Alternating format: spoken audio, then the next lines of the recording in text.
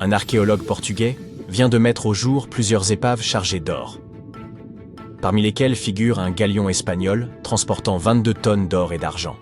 À lui seul, cet imposant trésor est aujourd'hui estimé à environ 2 milliards de dollars. L'archéologue Alexandre Monteiro a fait cette découverte presque par hasard. Alors qu'il consultait des archives, il est tombé sur des informations évoquant un navire disparu en 1615. Intrigué, il a décidé de partir à sa recherche. Après de longues années de travail, Alexandre n'a pas seulement retrouvé ce navire précis. Il a en réalité recensé 8620 épaves, rien que dans les eaux portugaises. Parmi elles, 250 transportèrent de l'or. Une découverte qui ferait pâlir d'envie Jack Sparrow en personne. Si la plupart de ces navires ont sombré pour des raisons triviales, comme des tempêtes, certains ont péri lors de batailles, parfois spectaculaires. Ils acheminaient vers l'Europe des cargaisons d'or et d'autres richesses en provenance du Nouveau Monde, attisant toutes les convoitises. Depuis 3 décennies, Alexandre Monteiro étudie les épaves historiques et a ainsi identifié plusieurs naufrages survenus dans des circonstances remarquables. En 1816, par exemple, un navire appartenant à l'un des hommes les plus riches du Portugal a sombré au large de l'Australie avec pas moins de 6 000 pièces d'argent. Il s'agit du premier navire portugais à avoir fait naufrage dans ces eaux lointaines. Malheureusement, ces vestiges engloutis, riches en trésors et en récits fascinants, sont loin d'être facilement accessibles. Ils reposent à des profondeurs abyssales et sont ensevelis sous le sable. Tenter de se les accaparer relèverait du pillage patrimonial, et nul ne voudrait porter une telle responsabilité, n'est-ce pas? Il va de soi que le Portugal n'était pas le seul pays à sillonner les mers à cette époque. Les côtes européennes regorgent d'épaves renfermant des cargaisons d'or. On estime d'ailleurs qu'environ 1 million de navires historiques reposent actuellement sous les eaux. Et la valeur de ces trésors perdus pourrait avoisiner les 60 milliards de dollars. Cette somme est vertigineuse, mais détrompez-vous, ces épaves regorgeant d'or ne justifient pas les risques encourus. L'histoire maritime regorge d'exemples où la découverte d'un trésor s'est soldée par des procès interminables, voire de lourdes peines de prison. L'un de ces récits remonte à 1746, lorsqu'une violente tempête fit sombrer le prince de Conti au large d'une île bretonne. Ce navire transportait du thé, des céramiques et 100 lingots d'or. Les propriétaires tentèrent évidemment de récupérer leurs précieuses cargaisons, mais si l'opération s'annonce complexe aujourd'hui, imaginez les difficultés au XVIIIe siècle. Il fallut plus de 2 siècles pour localiser l'épave. Ce n'est qu'en 1975 qu'un groupe de Français la mit au jour, s'emparant aussitôt de tout ce qui avait la moindre valeur. Or, il y a une bonne raison pour laquelle le jeu n'en vaut pas la chandelle. En France, toute découverte à potentiel historique doit être signalée aux autorités dans un délai de 48 heures. Ne pas respecter cette obligation revient purement et simplement à commettre un crime. Certes, les découvreurs déclarèrent bien leur trouvaille, mais seuls les canons rouillés du navire. Quant aux lingots d'or, ils les écoulèrent sur le marché et évidemment chaque barre valant entre 1 000, 2 5 000 et 2 3 000 euros. Il fallut près d'un demi-siècle aux autorités françaises pour remettre la main sur une partie de l'or dérobé sans parvenir à le récupérer dans son intégralité. Une fraction du trésor fut acquise par un couple âgé vivant en Floride, ce qui leur valut des poursuites pour blanchiment d'argent, crime organisé et trafic de biens culturels. D'autres lingots se retrouvèrent, quant à eux, dans la collection du British Museum. Revenons à présent aux années 1850, époque où le vapeur SS Central America effectuait la liaison entre le Panama et la Californie. Ce fut l'apogée de la ruée vers l'or, une période où 3000 personnes affluèrent en Californie, dans l'espoir d'y faire fortune. Le trajet étant loin d'être une sinécure, les voyageurs n'avaient d'autre choix que de transporter leur or à bord de grands navires. C'est ainsi que le SS Central America entra en scène. En 1857, il embarquait 578 passagers, ainsi qu'une cargaison d'environ 10 tonnes d'or. Très peu survécurent au naufrage, et entre 100 et 150 millions de dollars en or sombrèrent avec lui. C'est précisément cette fortune engloutie qui poussa, en 1988, un groupe d'investisseurs de Columbus à financer des recherches pour localiser l'épave.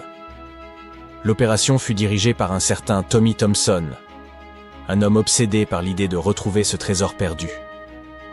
Il lui fallut des années pour déterminer l'emplacement exact du SS Central America, d'autant plus que le navire gisait à 2300 mètres de profondeur dans l'Atlantique, rendant toute récupération extrêmement complexe et nécessitant des technologies de pointe. Ce projet fut financé par 117 investisseurs, qui, bien entendu, ne le faisaient pas par pure philanthropie. Ils avaient injecté 12,5 millions de dollars dans cette entreprise, avec l'espoir d'en tirer au moins 10 fois plus. Mais comme tout ne se passe pas toujours comme prévu, dès que l'or fut remonté à la surface, l'équipe de recherche fut attaquée en justice par 39 compagnies d'assurance. À l'époque où le SS Central America naviguait encore, ces compagnies avaient couvert la cargaison, et malgré le siècle écoulé, elles exigèrent d'être indemnisées lorsque le trésor fut récupéré. Elles avancèrent qu'il ne leur appartenait pas de récupérer la cargaison, ce qui ne signifiait pas pour autant qu'elles avaient fait une croix dessus. Cet argument ne pesa guère, et 92% de l'or fut finalement attribué à l'équipe de recherche. Mais l'histoire prit une tournure plus rocambolesque lorsque Tommy Thompson escroqua ses investisseurs avant de disparaître avec 4,16 millions de dollars et 500 pièces d'or, dont il refusa obstinément de révéler la cachette. Cette affaire illustre parfaitement pourquoi la plupart des pays ont instauré des lois visant à protéger les biens culturels. Car oui, les épaves peuvent être considérées comme telles. Cela dit, toutes les découvertes maritimes ne relèvent pas de l'infraction. Prenons l'exemple du SS City of Cairo, un paquebot à vapeur qui sombra en 1929 avec à son bord 2000 caisses de pièces en argent pour un total de 122 tonnes de métal précieux. Une société du nom de Deep Ocean Search est parvenue à récupérer ces pièces à une profondeur de 5200 mètres, soit 1400 mètres de plus que l'épave du Titanic. 34 millions de livres sterling ont été reversés au Trésor britannique, tandis que Deep Ocean Search a également obtenu sa part du butin. La bonne nouvelle, c'est que certaines de ces pièces sont légalement accessibles aux collectionneurs. Acquérir un tel trésor est sans doute la manière la plus simple d'approcher une découverte archéologique sous-marine. Je sais, je viens de réduire vos rêves de piraterie à néant. Mais même si piller des épaves remplies d'or constitue un crime dans la plupart des pays, ou simplement une entreprise hors de portée financière pour le commun des mortels, il reste encore un espoir. On estime qu'environ 707 000 milliards de dollars en or reposent au fond des mers, sans propriétaire attitré. C'est une véritable mine d'or sous-marine. Sauf que l'or se trouve dissous dans l'eau. Vous savez à quel point l'eau de mer est salée ? Eh bien, c'est parce qu'elle est chargée de minéraux, dont l'or. Hélas, cela signifie que vous tomberez jamais sur une pépite en vous promenant sur la plage. Chaque litre d'eau de mer contient environ 13 milliardièmes de grammes d'or, une quantité infinitésimale, rendant son extraction complexe. Mais cela n'a pas empêché certains d'essayer, et bien sûr, une arnaque a vu le jour. Dans les années 1890, un homme prétendit avoir mis au point un dispositif capable d'extraire l'or de l'eau de mer. Une fois les fonds levés, il s'éclipsa discrètement avec la caisse. Si vous êtes vraiment déterminé à trouver de l'or, pourquoi ne pas aller chercher directement dans le noyau terrestre, qui contiendrait environ 1,6 milliard de tonnes d'or, soit 16 fois plus que tout ce que l'humanité a extrait depuis ses débuts? Aucun risque de supercherie ici, puisque personne n'a encore eu l'audace de tenter l'expédition. Avec toutes ces épaves remplies d'or que les archéologues exhument aux quatre coins du globe, qui sait? Peut-être pourrons-nous un jour faire nos propres découvertes? Ou économiser suffisamment pour nous offrir quelques piécettes en argent? Il y a un navire qui dérive quelque part dans l'océan sans équipage. La dernière fois que quelqu'un l'a vu, c'était il y a plus de 50 ans. Son histoire rappelle celle du Hollandais volant, un navire condamné à naviguer éternellement et à apporter le désastre à quiconque le voit en mer. Du moins, selon la légende. Contrairement au Hollandais volant, le SS Beijimo était définitivement réel et construit pour une entreprise allemande à Hambourg et a commencé comme un navire de fret ordinaire. Il échangeait des fournitures entre Hambourg et la Suède dans la mer Baltique à partir de 1914. Il possédait un moteur à vapeur puissant et une coque en acier. Quelques années plus tard, il devint propriété britannique. Puis, dans les années 20, une entreprise canadienne l'a acheté pour environ 18 000 $, une somme énorme à l'époque. Le nouveau propriétaire, la compagnie de la baie d'Hudson, utilisait activement le navire pendant plusieurs années. Il l'envoyait souvent en voyage depuis son port d'attache en Écosse vers la Sibérie, l'Alaska, le Yukon et les territoires du Nord-Ouest. Il traversait également le canal de Panama et même le canal de Suez, avec à bord des pots de fourrure destinés à la vente. Parfois, il transportait également des passagers. Il avait réalisé 9 voyages réussis avant que cette série de chances ne prenne fin. À partir des années 30, le SS Baichimo rencontrerait des problèmes de glace et de tempête. Lorsqu'il s'est retrouvé pris dans la glace pour la première fois en octobre 1931, une partie de l'équipage a réussi à s'échapper vers l'Alaska. 15 des 22 marins ont décidé de rester avec leur navire et d'essayer de le sauver. Ils avaient à bord des fourrures et autres cargaisons précieuses, d'une valeur d'environ 58 000 $. La compagnie leur a envoyé des fournitures pour survivre à l'hiver. Ils ont établi un camp près du navire à l'aide de trappes, de bâches et d'autres matériaux, et ont déchargé la cargaison. Fin novembre, un blizzard a balayé la région et il semblait qu'il avait emporté le navire avec lui. La plateforme de glace avait survécu, mais le navire s'était détaché. Certains membres de l'équipage étaient sûrs qu'il avait coulé. Mais peu après, ils ont reçu des nouvelles d'un local qui avait repéré leur navire à environ 72 km de leur camp. L'équipage a continué sa vie, et le navire a commencé son périple en tant que bateau fugitif. Les gens apercevaient le SS Baichimo environ une fois par an, et ce jusqu'en 1969. Il était principalement repéré au large des côtes de l'Alaska. Un homme se rendant à Nome avec son traîneau à chiens, des prospecteurs, des explorateurs et des chasseurs de trésors prétendaient tous avoir vu le SS Baichimo. Quelqu'un a tenté de monter à bord et de l'emmener au port, mais s'est retrouvé bloqué dessus pendant des jours en raison d'un temps épouvantable. D'autres ont eu plus de chance et ont réussi à prendre un canot de sauvetage, certains meubles et d'autres objets de valeur du navire. Ceux qui se sont approchés du navire ont vu qu'il était endommagé et qu'il manquait l'hélice. Pourtant, il est resté à flot sans équipage pendant au moins 38 ans et est devenu le navire fantôme le plus longtemps en mer de l'histoire. En 2006, les autorités de l'Alaska ont lancé un projet pour résoudre le mystère de ce navire fantôme de l'Arctique et enfin trouver le SS Baichimo, que ce soit encore à la surface ou sous l'eau. Jusqu'à présent, le projet n'a pas réussi. Le SS Baichimo reste l'un des 4000 navires estimés à avoir disparu au large des côtes de l'Alaska. Si la légende du XVIIe siècle ne ment pas, ce navire fantôme pourrait naviguer quelque part le long du Flying Dutchman. Il appartenait à la compagnie néerlandaise des Indes orientales. Son capitaine a réussi l'impossible pour l'époque et a navigué de la Hollande à l'Indonésie en seulement 3 mois. On disait qu'il volait sur la mer et certaines mauvaises langues expliquaient qu'il avait fait un pacte avec les forces du mal pour y parvenir. Une fois que le navire était en route pour rentrer chez lui, son capitaine et son équipage ont disparu sans laisser de traces. Il existe de nombreuses versions de ce qui lui est arrivé. L'une des premières dit qu'il avait essayé d'entrer dans le port au cap de Bonne-Espérance, a été pris dans une terrible tempête et a coulé, car il n'y avait pas de capitaine pour le sauver. Une autre légende raconte que le capitaine avait refusé d'obéir aux cieux pour laisser le navire couler pendant la tempête. Une forme de lumière effrayante a alors frappé le bateau et l'équipage, et il a été ensuite condamné à errer éternellement sans repos.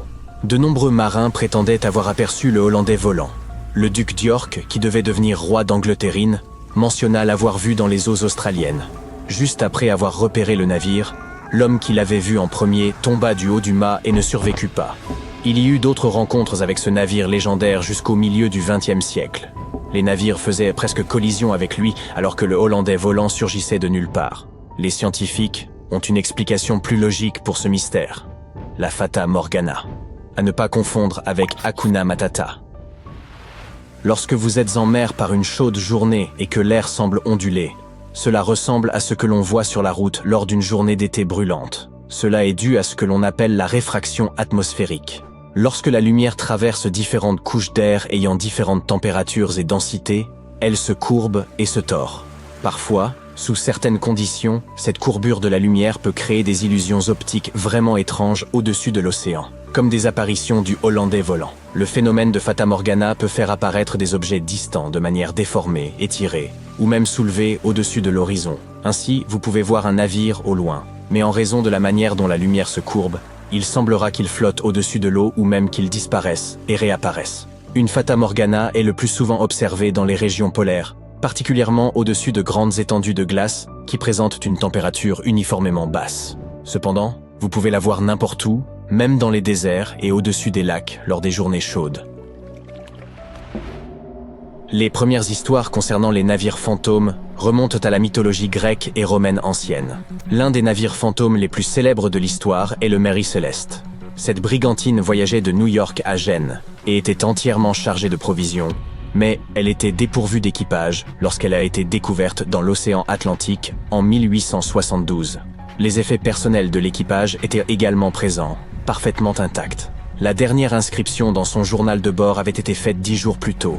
Nous ne savons toujours pas ce qui est arrivé à son équipage, et le navire a inspiré de nombreuses histoires effrayantes et légendes.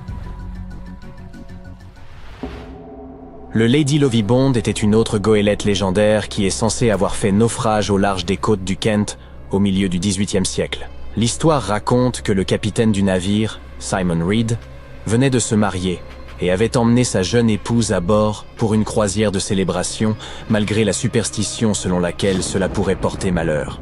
Ils étaient en route pour le Portugal lorsque le second, qui était également amoureux de la nouvelle épouse du capitaine, rendu fou par la jalousie, attaqua un autre membre de l'équipage, puis prit le contrôle du gouvernail et dirigea directement le navire vers les redoutables banques de Goodwin. Personne à bord n'a survécu, et on dit que la goélette réapparaît comme un navire fantôme tous les 50 ans. À l'époque actuelle, de nombreux navires sont abandonnés et deviennent intentionnellement des vaisseaux fantômes. Il y en a des milliers qui flottent dans les rivières, lacs, canaux et eaux côtières des États-Unis. Certaines personnes perdent leur bateau lors de tempêtes et autres conditions météorologiques extrêmes. D'autres doivent abandonner leur bateau car leur entretien peut coûter jusqu'à 10% du prix du bateau. De plus, l'amarrage d'un navire peut coûter plusieurs milliers de dollars chaque année. De nombreux bateaux sont fabriqués en fibre de verre, donc leur propriétaire ne peut pas simplement les recycler comme des métaux usagés. Alors, quand ils veulent de s'en débarrasser, ils ont souvent tendance à les attacher à un quai et à s'enfuir discrètement, à les laisser flotter loin du rivage, ou à essayer de les couler. Lorsque ces navires fantômes coulent dans des eaux peu profondes, ils peuvent endommager les récifs coralliens, les mangroves, les marais, les habitats ostréicoles et les zones humides. De plus, ils peuvent entrer en collision avec des navires réguliers qui ne s'y attendent pas et causer de sérieux problèmes. Donc, ne faites pas cela. C'est dit. Au début du XXe siècle, quelque part au large des côtes d'Afrique de l'Ouest, un bateau à vapeur allemand quittait son port. Soudain, le temps s'est brutalement dégradé et le navire s'est enfoncé dans un épais brouillard. Le bâtiment s'est échoué contre un banc de sable proche du rivage. Heureusement, personne n'a été blessé et les marins ont même pu sauver leur précieuse cargaison. Mais le bateau était définitivement coincé. Et il n'était pas le seul. Presque toute la longueur de la côte ouest de Namibie est appelée la côte des squelettes. Et si son nom semble sinistre, c'est parce qu'elle l'est elle-même. Cette plage, longue de 1570 km, fait partie des endroits les plus dangereux de la planète. Les tribus bushmen locales entretiennent la croyance selon laquelle leur divinité tutélaire aurait créé cette terre lors d'un accès de furie. Les Portugais ont été les premiers Européens à poser le pied en Namibie au XVe siècle. Et non, ils n'aimaient pas non plus la côte des squelettes. Les exportateurs portugais pensaient que cette terre abritait les portes du monde souterrain. C'est l'endroit où le désert du Namib rencontre l'océan Atlantique. Il n'y fait peut-être pas bon naviguer, mais c'est un lieu magnifique, ainsi qu'un site classé au patrimoine mondial de l'UNESCO. Si quelqu'un devait assurer la promotion de la côte des squelettes, il démissionnerait dès le premier jour. La région n'est pas vraiment touristique, en raison de sa géographie et de son histoire. Sous le sable et sous les vagues, un courant océanique secret guette les marins qui ne se doutent de rien. Il s'agit du courant Benguela. Il coule vers le nord, le long de la côte sud-africaine. Cette partie de l'Atlantique est riche en vie marine, mais la terre désolée qui l'aborde n'a pas vraiment gagné au change. C'est ce climat aride qui a créé le désert du Namib, l'une des régions les plus sèches de la planète. Et cette vie marine dont on vient de parler, ce sont des requins. 11 espèces d'entre eux pour être précis. Et oui, même le grand requin blanc y pointe le bout de son nez de temps à autre. Pour l'instant, nous avons un paysage désertique, de forts courants et des requins. Ce n'est certainement pas le lieu idéal pour une station balnéaire. Mais si quelqu'un se retrouve sur la côte des squelettes, saura-t-il qu'il court un grand danger ? Ne t'inquiète pas, il s'en rendra bien compte par lui-même. La plage est jonchée d'épaves de toutes tailles et de toutes origines. Si tu te souviens du navire allemand dont on a parlé au tout début, sa poupe massive et rouillée dépasse maintenant des sables du désert. Au total, quelques 500 épaves sont disséminées le long de la côte. Et c'est une foule hétéroclite, des galions portugais vieux de plusieurs siècles aux navires qui s'y sont échoués à notre époque. Un bateau de pêche moderne, baptisé le Zeila India, a trouvé le moyen d'échapper à son câble de remorquage en 2008 pour se retrouver échoué sur la côte des Squelettes. Certes, il ne s'est pas vraiment échappé tout seul, et les éléments l'y ont un peu aidé. Mais il vaut mieux être une attraction touristique sur la plage que d'être démantelé pour sa ferraille. Et c'est d'ailleurs ce qui attendait initialement ce pauvre chalutier. Le résident le plus célèbre de la côte des Squelettes est l'épave du Dunedin Star. Ce cargo britannique s'est échoué ici en 1942. La vaste opération de sauvetage qui a suivi révèle pourquoi il est si dangereux pour les marins de s'aventurer ici. Les secours ont réussi à sauver tous les membres de l'équipage ainsi que les passagers. Mais à quel prix ? Un avion et un remorqueur ont été perdus au cours de l'opération et il aura fallu 2 mois au dernier des sauveteurs pour rentrer chez eux au Cap, en Afrique du Sud. Pourquoi, te demandes-tu ? Un simple coup d'œil sur une carte de la région permet de le comprendre. C'est une immense étendue de jaune, autrement dit de sable. Il y a si peu de routes ici que la côte des Squelettes est presque inaccessible par voie terrestre. Et il existe aussi quelques obstacles juridiques. Un permis spécial est exigé pour conduire dans la région. Mais les squelettes qui donnent son nom à la zone ne font pas seulement référence au bateau. Ils évoquent également des ossements d'animaux, dont la plupart appartenaient à des baleines et à des phoques. De nombreuses créatures se sont adaptées à la région, et c'est pourquoi les lions et les hyènes parcourent le littoral en quête de nourriture. Et oui, maintenant il y a aussi des lions affamés, comme si les requins ne suffisaient pas. Les éléphants, les guépards, les léopards et les girafes sont d'autres animaux qui élisent temporairement domicile sur la côte des Squelettes. En 1971, les autorités namibiennes y ont créé un parc national. Mais à part des surfeurs adeptes d'adrénaline, ils ne reçoivent pas beaucoup de visiteurs. On peut comprendre pourquoi. Le désert du Namib est le plus vieux désert du monde et il n'est pas non plus très touristique. Ceux qui se rendent dans la région doivent emporter de la crème solaire et une chaude veste d'hiver. Une étrange combinaison, n'est-ce pas ? Eh bien, pas tant que ça, quand on pense que pendant la journée, les températures grimpent en flèche jusqu'à plus de 45 degrés. Et la nuit, la température de l'air descend en dessous de zéro. De vraies montagnes russes climatiques. Et ce n'est pas là le dernier péril, il y en a encore d'autres. Tu te souviens de ce navire allemand qui s'est perdu dans un épais brouillard ? Ce n'était pas un événement isolé. En raison du climat de la région, le brouillard apparaît très fréquemment. Voilà qui fera une belle jambe aux marins, mais ce brouillard est en fait bénéfique pour la faune. Il s'agit de la seule source d'eau du désert namibien. Les reptiles et les mammifères se sont adaptés à ce climat rude et ils utilisent le moins d'eau possible. Des sables changeants, un épais brouillard, des courants puissants, des lions et des requins. Ce n'est pas ce que tu mettrais en avant dans une brochure touristique. Mais la côte des Squelettes n'est pas la seule plage sur Terre où tu ne voudrais vraiment pas passer tes vacances. On t'emmène maintenant à Cap Tribulation en Australie. Cette zone s'étend sur quelques 125 km² au nord-ouest du continent, dans la région du Queensland. Et non, la région n'est pas aussi aride que la côte des Squelettes. Elle est englobée par la forêt tropicale de Daintree. On peut dire qu'ici, c'est la jungle et non le désert qui rencontre l'océan. La plage de Cap Tribulation semble tout droit sortir d'une carte postale, mais les apparences peuvent être parfois trompeuses. L'Australie ? Des requins sans aucun doute. Eh bien non, ce sont les crocodiles qui s'occuperont de toi si tu décides d'aller faire un plongeon dans la mer. Ce sont des crocodiles marins que les habitants surnomment Salties. Un joli surnom pour un reptile aussi féroce. Et il n'y a pas que. La faune locale semble avoir plus d'une dent contre les visiteurs. D'octobre à juin, les eaux autour du Cap Tribulation regorgent de méduses boîtes. Leur venin affecte le système cardiovasculaire humain. Lorsqu'ils sont piqués par une méduse en mer, les nageurs n'ont pas le temps de rejoindre la terre ferme pour recevoir de l'aide. Le vinaigre aide toutefois à neutraliser la piqûre, mieux vaut donc en garder une bouteille à portée de main. Les crocodiles et les méduses ont l'air dangereux, mais il y a un autre animal auquel il faut faire attention. Il s'agit des sangliers sauvages. Cela peut sembler comique, mais tu ne riras pas lorsque tu seras poursuivi par l'un d'entre eux sur la plage. 21 millions de sangliers vivent en Australie. Ils sont surtout actifs la nuit, ce qui rend la situation encore plus dangereuse lorsqu'ils te chargent. La meilleure défense consiste à tourner en rond. Les sangliers ne savent pas très bien négocier les virages. C'est probablement pourquoi on n'en voit pas beaucoup faire carrière dans le sport automobile. Cap Tribulation recèle un dernier danger, et cette fois, ce n'est pas un animal. Ici, même les arbres se liguent contre les intrus. Le Gympie Gympie a beau avoir un nom rigolo, si tu essaies de cueillir l'une de ces magnifiques baies rouges, il se défendra. Ces piquants sont comme de minuscules éclats de verre et leur effet désagréable sur ta peau durera plus d'1 mois. Il y a aussi l'arbuste Wait a While. On se demande qui trouve tous ces noms à coucher dehors.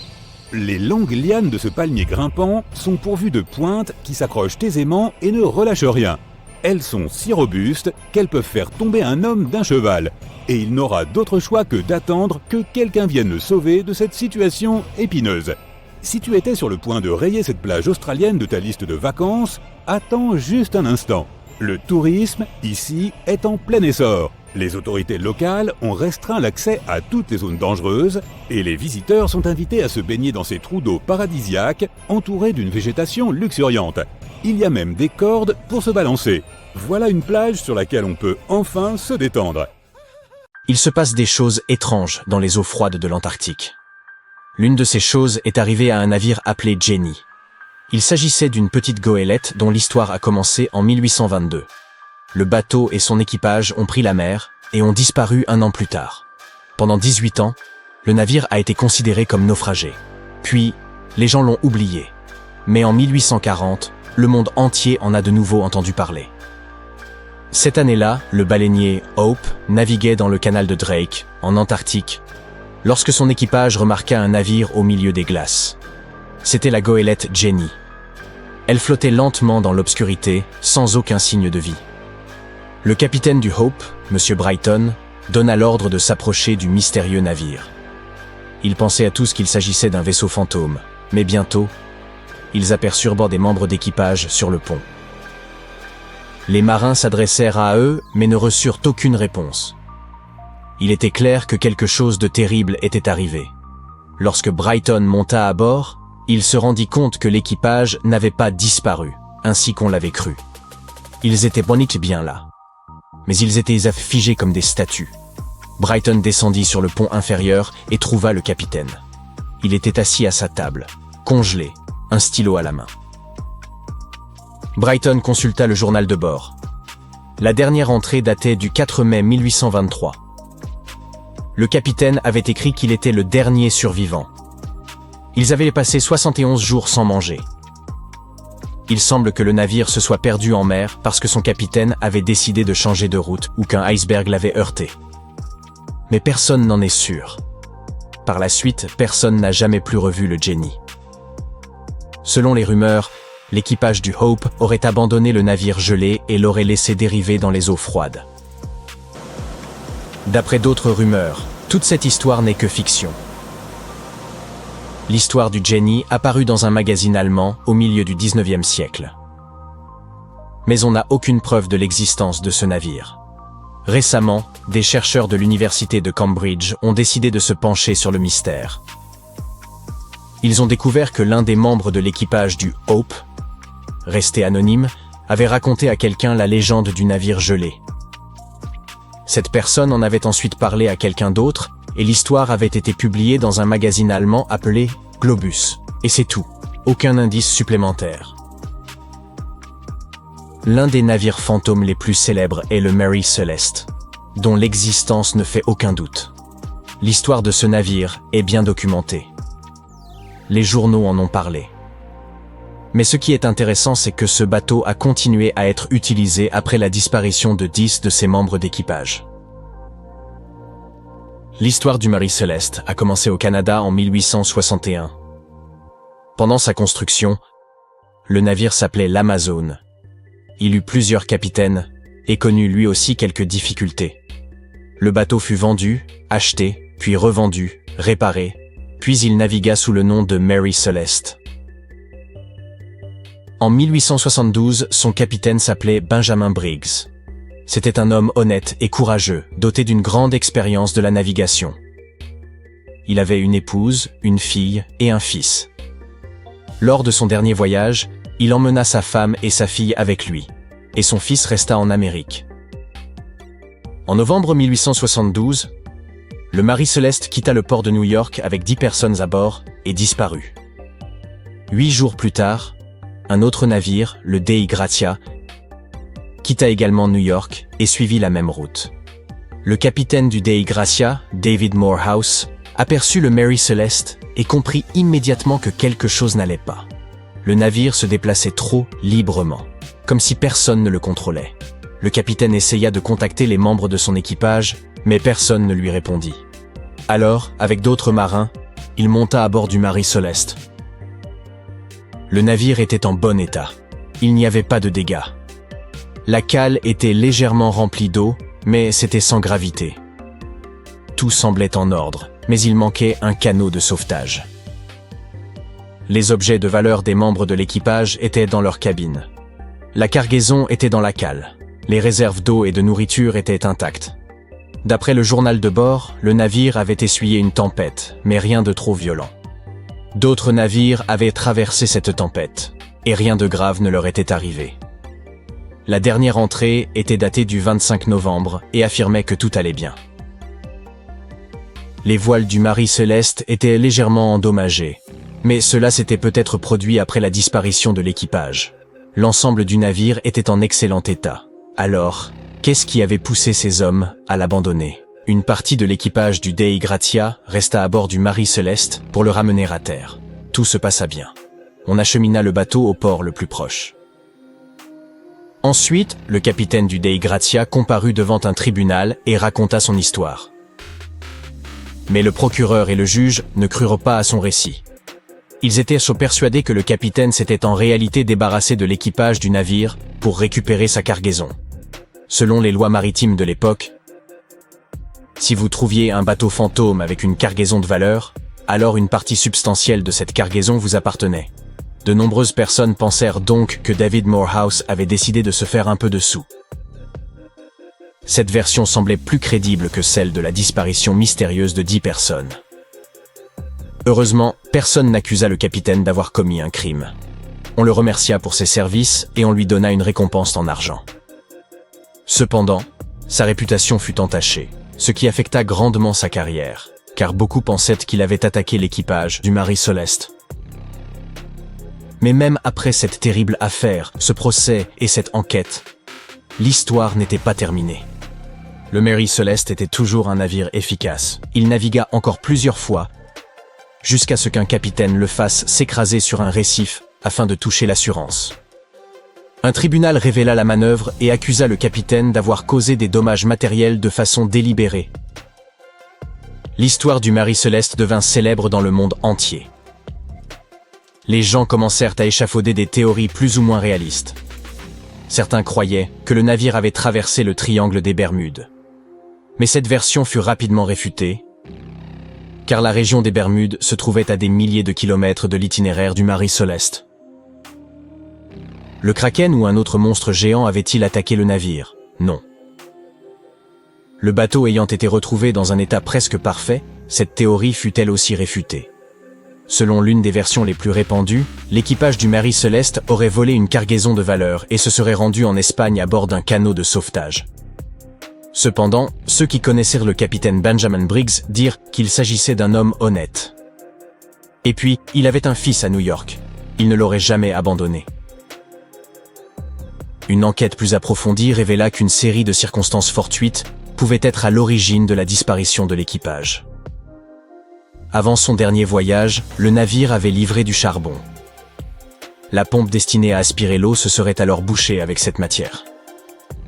Et lorsque le navire avait traversé une tempête, la cale se serait tout simplement remplie d'eau. Briggs n'avait pas pu se rendre compte de la quantité d'eau présente, car les tonneaux entreposés empêchaient de bien voir. Il aurait estimé qu'il était dangereux de rester à bord du navire, et aurait donc évacué ses passagers sur un canot de sauvetage. Mais peut-être qu'au moment de rejoindre la terre ferme, la tempête s'était soudain intensifiée et avait renversé le canot. Par ailleurs, une entrée du journal de bord indique que le chronomètre était défectueux. Il s'agit d'un appareil permettant de déterminer la position d'un navire en mer à l'aide de la longitude. Briggs s'était perdu et ne savait pas dans quelle direction naviguer. La tempête était violente, et il ne pouvait pas savoir si le navire risquait de couler. Il aurait alors peut-être décidé de l'abandonner au moment d'approcher la côte des Açores.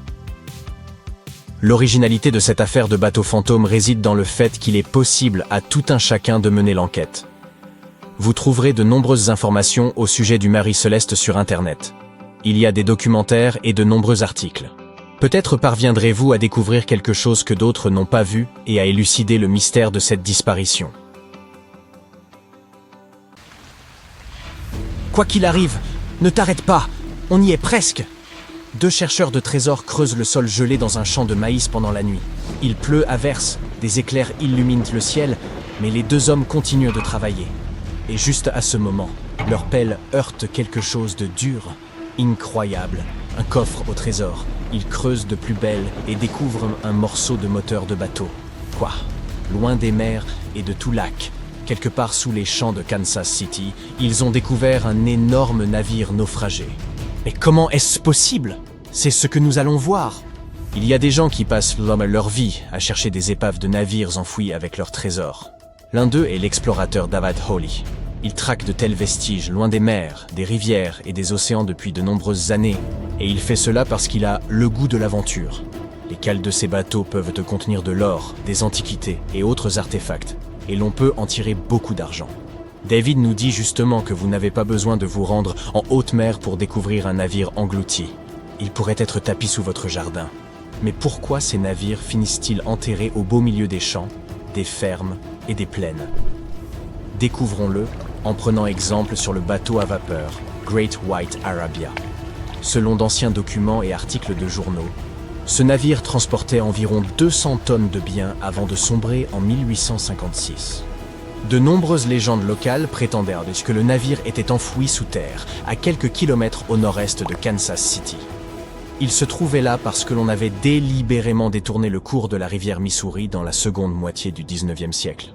On a artificiellement rapproché les rives l'une de l'autre et rétréci le cours d'eau pour augmenter son débit, afin que les bateaux puissent naviguer beaucoup plus rapidement. Au 19e siècle, les bateaux à vapeur étaient souvent le moyen de transport de passagers et de marchandises le plus répandu. Avant l'arrivée du chemin de fer, la frontière occidentale des États-Unis a été étendue au-delà du Mississippi et du Missouri, lesquels servaient à acheminer les marchandises. C'est pourquoi il était si important d'augmenter leur vitesse. Ainsi, le 5 septembre 1856, l'Arabia naviguait le long de l'estuaire, quand il a heurté un tronc d'arbre dépassant de l'eau. Celui-ci a perforé la coque, inondant rapidement le navire. Heureusement, tous les passagers ont été évacués. Mais le bateau à vapeur et sa précieuse cargaison ont terminé au fond du Missouri en quelques minutes. Plusieurs années s'étaient écoulées. Tout le monde avait oublié le navire. Pendant ce temps, le cours du Missouri avait changé, mais l'Arabia demeurait sous son lit humide et boueux. Le niveau du sol au-dessus s'est élevé peu à peu, et le sol a perdu son humidité.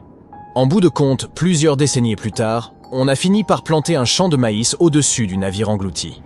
Dans les années 80, un fermier possédait ce terrain, et il n'avait aucune idée de ce qui y était caché. David Hawley a soigneusement étudié l'histoire des épaves américaines. Il savait que des centaines de bateaux à vapeur avaient sombré un peu partout dans le Missouri. Mais, par-dessus tout, il s'intéressait à l'Arabia, car des rumeurs prétendaient qu'il était rempli d'or et d'autres objets de valeur. Les champs de maïs du Missouri étaient vastes, mais David Hawley savait comment les sonder. Il s'est mis au travail en 1987. Avec son frère et son père tout d'abord, ils ont collecté toutes les vieilles coupures de journaux qu'ils ont pu trouver. Ils recherchaient non seulement des informations sur ce bateau à vapeur, mais aussi des cartes d'époque de la rivière Missouri. Ils en ont suivi les changements, comparé les dates et identifié une vaste zone où le bateau à vapeur aurait pu sombrer. Ensuite, ils ont eu recours à des tests électromagnétiques et d'autres techniques géologiques pour analyser le sol et trouver le bon endroit. Ils étaient à la recherche de variations dans l'humidité et la densité du sol. Puis, ils ont balayé la zone avec de puissants détecteurs de métaux. Ainsi, à l'automne 1988, ils avaient enfin déterminé l'emplacement du bateau à vapeur. L'Arabia mesurait la taille d'un terrain de football. Le gigantesque vaisseau gisait 14 mètres sous terre, soit 4 étages plus bas. Mais avant d'entamer les fouilles, ils ont dû demander l'autorisation au propriétaire du champ de maïs. Pour le fermier, cette nouvelle a été une sacrée surprise. Il a accepté, mais à condition que les fouilles soient terminées d'ici au printemps afin qu'il puisse semer une nouvelle récolte. Excaver un gigantesque navire en plein hiver est beaucoup plus difficile et coûteux qu'à d'autres périodes. Cela implique des coûts supplémentaires pour l'équipement, l'électricité et le chauffage. L'équipe a travaillé jour et nuit et ils ont financé les fouilles de leur propre poche. Chacun a investi plus de 10 000 $ et a dû contracter un emprunt. Finalement, ils ont commencé à distinguer les premiers détails du navire. Leurs pelles ont heurté le pont et les énormes chaudières du moteur. Ils avaient atteint leur but. L'essentiel de la cargaison retrouvée à l'intérieur de tels navires submergés est généralement endommagé, couvert de rouille, de boue et de coquillages. Mais le contenu de l'Arabia était en excellent état, si l'on considère que le navire avait coulé 130 ans auparavant. Hélas, ils n'ont pas trouvé d'or. Ils ont toutefois extrait plusieurs tonnes de cargaison. Les articles ménagères de gens qui vivaient au milieu du 19e siècle. C'était une véritable capsule temporelle. Le navire acheminait aussi des provisions pour des centaines, voire des milliers de personnes. Et tous ces objets étaient parfaitement conservés. Par exemple, on pouvait clairement déceler le tampon de la marque Goodyear Rubber Company sur une vieille chaussure en caoutchouc. Plus les fouilles se prolongeaient, plus David et son équipe découvrirent de choses. Dans les barils, ils ont retrouvé de la vaisselle du 19e siècle. Elle était intacte et prête à l'usage. Il y avait aussi des vêtements propres, des milliers de paires de chaussures, des harpons, des poêles à frire et des parapluies. Le navire transportait suffisamment de marchandises pour approvisionner environ 16 petites villes. Certes, ce n'est pas de l'or, mais de tels artefacts n'en sont pas moins précieux. Le contenu du navire aurait pu valoir des millions. Cependant, l'équipe n'avait aucune intention de le revendre. Ils ont donc fondé un musée sur le site d'un ancien marché aux primeurs de Kansas City. Si vous le visitez, vous aurez immédiatement l'impression d'être dans un grand magasin du 19e siècle. On y trouve des milliers d'articles en bon état. Même les allumettes sont encore assez sèches pour s'allumer. Il aura fallu de nombreuses années à David pour exposer la collection complète du Great White Arabia. Il en apprécie chaque article et se refuse à les céder. N'importe qui peut se rendre ici, s'acheter un billet et voyager dans le passé. Qui sait, peut-être qu'un vieux navire se planque aussi dans votre jardin. Des géologues ont retrouvé un ancien navire dans le désert aride de Namibie en 2008. Celui-ci naviguait à l'époque où les pirates harcelaient fréquemment les marins en mer. Et aujourd'hui, il se trouve dans une lagune asséchée. Ce navire avait quitté Lisbonne en 1533 et disparu avec tout son équipage près d'une petite mine de diamants. Après environ 500 ans, la coque était gravement endommagée. Seule la carcasse du navire demeurait. Mais le trésor caché à l'intérieur du vaisseau était resté intact. On a d'abord soigneusement étudié le bateau en essayant de ne rien abîmer. Et puis, 5 jours plus tard, on a retrouvé un vieux coffre dans la cale.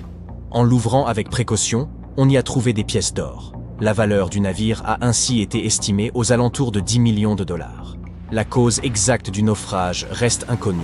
Mais les experts pensent que ce navire a pu sombrer en raison d'une cargaison trop lourde et d'une météo peu clémente.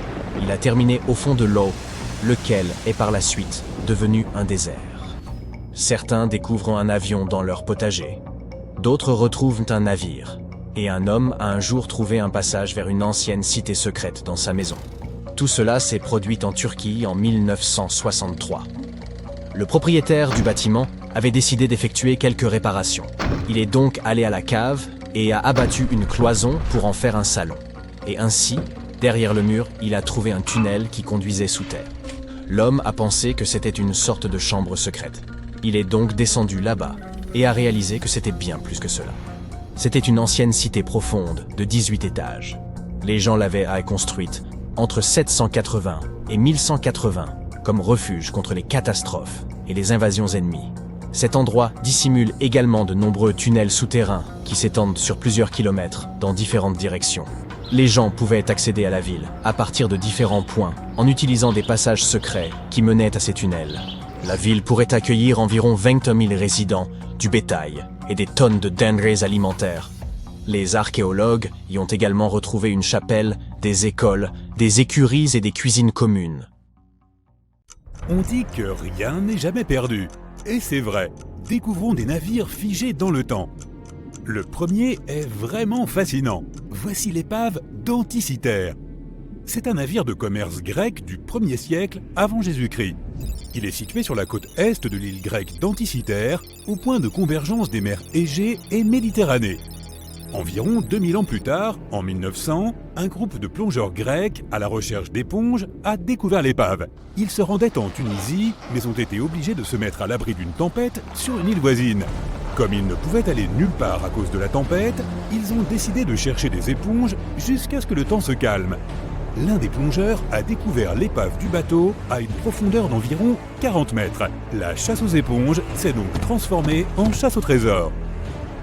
Le capitaine du bateau des plongeurs a informé les autorités grecques de leur trouvaille et 2 autres navires ont été envoyés vers l'épave. L'opération de récupération a été couronnée de succès et les artefacts se trouvent désormais au Musée national archéologique d'Athènes. Ils comprennent 3 chevaux en marbre, grandeur nature, des bijoux, des pièces de monnaie et des centaines d'œuvres d'art, dont une statue colossale d'Héraclès de 2 mètres de haut. Parmi ces trésors, l'éphèbe d'Anticythère, une statue en bronze d'un jeune homme, a attiré davantage l'attention que les autres. Car l'éphèbe ne correspond à aucun modèle iconographique familier et il n'existe aucune copie connue de son type. Il tient un objet sphérique dans sa main. Les experts ont émis différentes hypothèses sur l'identité de ce personnage, mais elles ne font pas encore l'objet d'un consensus. Plus de 70 ans plus tard, Jacques-Yves Cousteau et son équipe se sont rendus dans la région et ont récupéré des centaines d'autres artefacts, ainsi que les restes de 4 personnes. Fait intéressant, ils ont aussi découvert un ensemble complexe d'engrenages imbriqués capables de prédire le mouvement du Soleil, de la Lune et de plusieurs planètes. Le mécanisme peut aussi indiquer les heures des éclipses solaires et lunaires des années à l'avance. Cette machine d'Anticythère est donc une espèce de calendrier informatique précoce. Il s'en servait pour planifier des événements importants comme les activités agricoles, les rituels religieux et les Jeux olympiques. Ces artefacts trouvés dans l'épave d'Anticythère font partie des découvertes les plus importantes de l'archéologie moderne. Rien que la machine elle-même a changé notre perception des limites de la technologie antique. Ce mécanisme repose sur une conception sophistiquée et a été fabriqué il y a plus de 1000 ans. Même après toutes ces découvertes étonnantes, les experts pensent que le site de l'épave demeure largement inexploré. C'est surtout à cause de son emplacement et de la configuration des fonds marins sur lesquels repose le navire. L'épave est trop profonde pour les plongeurs en scaphandre autonome, mais trop peu profonde pour utiliser un submersible. Une étude réalisée sur le fond marin en 2012 a révélé la présence d'une deuxième épave, environ 245 mètres plus au sud. Il est clair que cette zone a beaucoup à offrir à l'humanité. Mais l'aurions-nous découverte si ces chasseurs d'éponges n'étaient pas allés l'explorer ? Les scientifiques ont trouvé une épave en Antarctique au fond de la mer de Weddell, 107 ans après son naufrage. Le nom du navire était l'Endurance. C'était le navire perdu de l'explorateur Sir Ernest Shackleton. Les scientifiques qui l'ont trouvé des décennies plus tard affirment qu'il faisait partie des plus grandes épaves perdues de tous les temps. C'est pourquoi ils ont filmé toute la découverte. La vidéo montre les restes de l'Endurance et prouve qu'il est encore dans un état remarquable. Il est resté à 3000 mètres de profondeur pendant plus d'un siècle. Et pourtant, on dirait qu'il a coulé très récemment. L'histoire est la suivante. Le navire a été écrasé par la glace et a coulé en 1915. Shackleton et son équipage ont dû embarquer dans de petits canots de sauvetage. À partir de ce moment-là, la survie a commencé. Shackleton a réussi à mettre son équipage en sécurité. Puis, le navire a coulé. C'est une histoire assez épatante. Mais pourquoi les scientifiques ont-ils accordé tant de valeur à ce navire ? Tout d'abord, l'expédition impériale transantarctique de Shackleton naviguait pour effectuer la première traversée terrestre de l'Antarctique. Oui, l'équipage s'est retrouvé piégé dans la glace, mais l'intention était louable. Deuxièmement, le défi même de trouver l'épave était de taille. La mer de Weddell est presque toujours recouverte d'une épaisse couche de glace, cette même glace qui a fait couler l'Endurance. s'approcher du lieu présumé du naufrage est très difficile, sans parler de la possibilité de mener des recherches. Les experts ont prévu le moment où l'étendue de la glace de l'Antarctique serait la plus mince, grâce aux images satellites. Ils ont également choisi un moment où la météo était en leur faveur pour lancer une expédition. Le docteur John Shears a déclaré qu'ils ont réussi à mener à bien la recherche d'épave la plus difficile au monde en luttant contre une glace en constante évolution, les blizzards et des températures descendant à moins 18 degrés Celsius. Et c'était des conditions plutôt clémentes pour la région. Enfin, regarde comme ces poutres sont bien conservées. On peut même encore lire le nom du navire.